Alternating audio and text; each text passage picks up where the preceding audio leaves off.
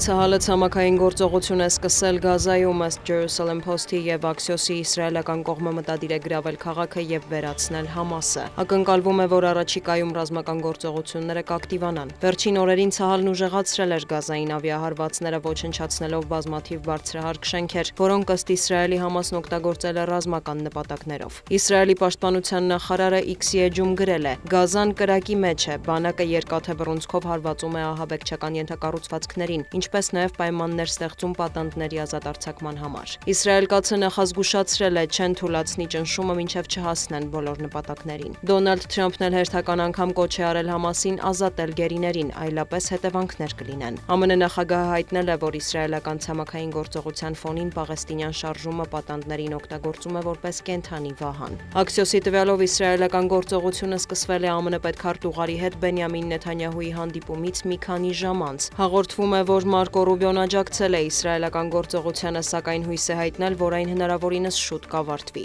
Մինչ այդ Գազայում զոհերի թիվն ավելանում է, Ցահալը կոչ է արել պաղեստինցիներին հեռանալ հարավ։ Գազա քաղաքի 300,000 բնակիչ արդեն տեղահանվել է։ Զուգահեռ Երուսաղեմում ցույցեր են, մարդիկ հավաքվել են Նեթանյահուի գրասենյակի դիմաց, պահանջելով դադարեցնել պատերազմը եւ վերադարձնել գերիներին։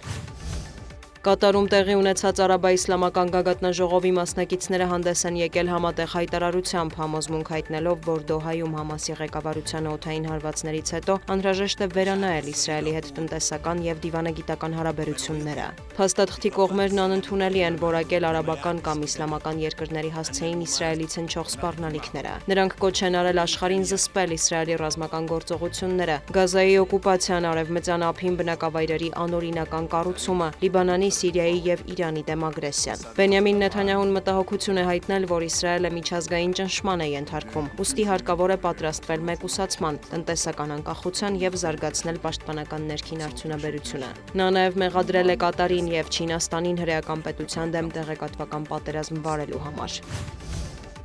ԱՄՆ նախագահը կարծում է, որ Եվրոպան բավականաչափ խիստ պատժամիջոցներ չի կիրառում Մոսկվայի դեմ եւ շարունակում է նավթ գնել Ռուսաստանից։ Մեծ Բրիտանիայից ընդառաջ Դոնալդ Թրամփը համախմբվելու կոչ է արել հատկապես ՆԱՏՕ-ի անդամներին։ Ավելի վաղ Սպիտակ տան ղեկավարը դիմել էր ՆԱՏՕ-ին եւ այլ երկրների, հայտարարել պատրաստ է Ռուսաստանի նկատմամբ լուրջ պատժամիջոցներ կիրառել, եթե Հյուսիսատլանտյան դաշինքի բոլոր երկրները նույնն անեն ու այլևս Ռուսաստանից նավթ չգնեն։ Դա թուլացնում է ձեր բանակցային դիրքերը եւ երկարաձգում պատերազմը, հավելել է Թրամփը։ Նա նաև բողոքել է Վլադիմիր Պուտինից եւ նշել, որ իր համբերությունը սպառվում է։ ԱՄՆ պետքարտուղարն էլ տեղեկացրել է, որ Թրամփը հաջորդ շաբաթ կարող է հանդիպել Վոլոդիմիր Զելենսկու հետ։ ԱՄՆ նախագահը փորձում է հասնել խաղաղության, սակայն ինչ-որ պահի նա կարող է եզրակացնել, որ դա անհնար է, հավելել է Մարկո Ռուբիոն։ Ռուսաստանի փոխարտգործնախարար Սերգեյ Ռյաբկովն իր հերթին հայտարարել է, որ ռուս-ուկրաինական կարգավորման հարցում Վաշինգտոնի մոտեցումը հիմնված է առողջ բանականության վրա, թեև ամեն ինչի հետ չէ, որ համաձայն են։ Նա մեղադրել է Միացյալ Նահանգներում եւ Եվրոպայում որոշ ուժերի Թրամփի ջանքերը խափանելու փորձերի համար։